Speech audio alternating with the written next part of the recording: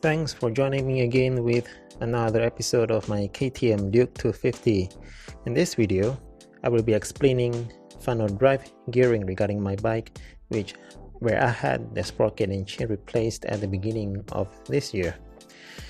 And then I will be comparing the advantages and disadvantages between the old and new funnel drive system and giving my opinion between these two installed on my bike.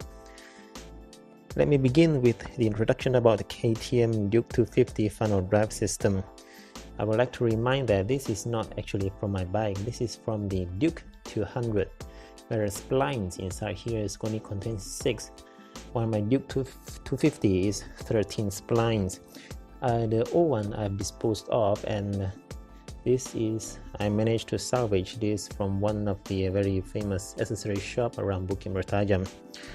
The funnel drive gearing ratio from factory is 14/46, which the front sprocket joined with the drivetrain output consists of 14 teeth, as you can see from the number here, which is 14, while the rear is 46. This is from the stock bike, the stock setting from the bike, 46.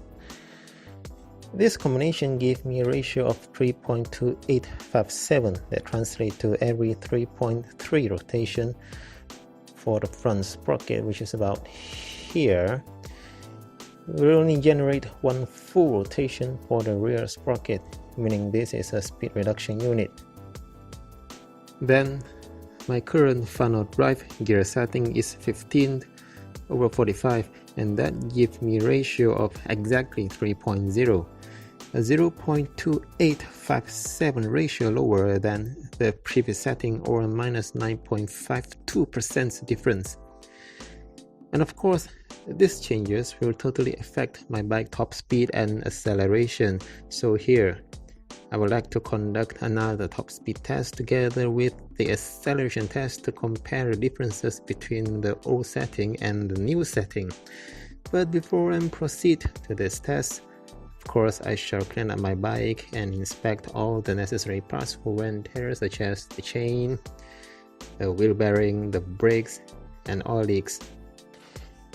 When talking about cleaning bikes and involving the installation of the rear wheel is a very tedious job, when my right hand will need to grab the rear wheel while another hand is attaching the shaft, especially when the rear is equipped with disc brake and the wheel itself weighs more than 10 kilos. This thing I DIY myself, and I will call this a wheel holder or a stand. The purpose of this holder is to slide it underneath the rear tire, like this, to perfectly align the center of the wheel to the swing arm end, and also the disc brake into between the brake pad. So putting in the shaft or taking out the shaft will be a lot easier and hassle free, like this.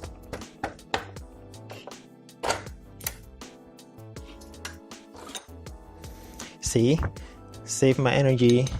It will be a lot easier and hassle free. Save my energy and my time too. You see, that's very convenient. The wheel didn't drop at all. And after everything I've done, now it's time for me to test my new bike.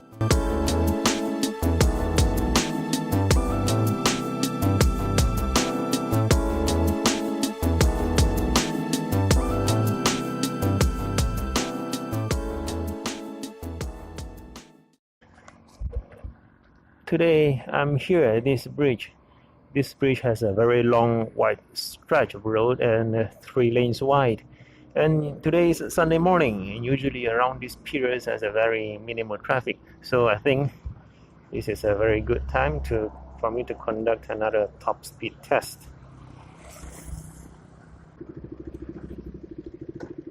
I would like to remind that I'm not encouraging this kind of activity, so please do not attempt. Let's go.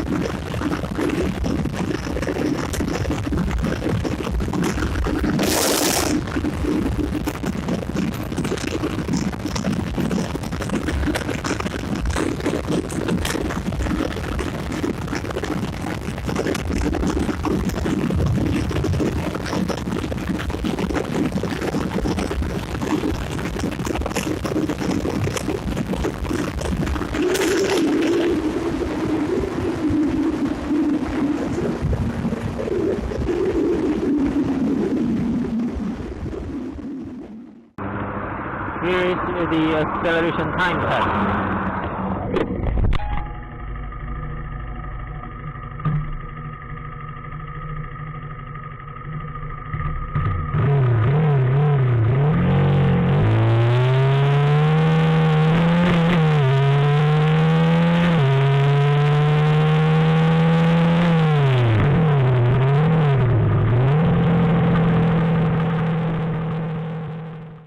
At the end of last year, I've done a simple video regarding this bike top speed, acceleration, and also the speedometer to GPS comparison with a stock front drive gear setting. If any one of you happen to miss my previous video, then please feel free to click into it at the end of this video. It is just a short video after all. This may possibly be the last time I will conducting the top speed test for my bike, as I did not notice significant differences by lowering the front drive ratio, while my fuel consumption is declining with the current setting. Comparing my current setting to the stock setting, there is an improvement of just 1 km per hour for top speed with the same acceleration test time of 8 seconds. Fuel consumption wise, for now I can get around 320 km mileage per fuel tank, compared to my previously around 340 km, which is a drop about 2 km per liter of fuel consumed.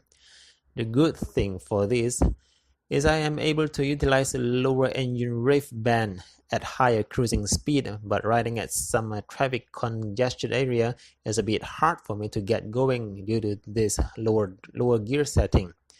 Meanwhile, going up a steep slope would require me to drop a gear for current setting compared to old setting, where the engine is still able to provide momentum to accelerate uphill.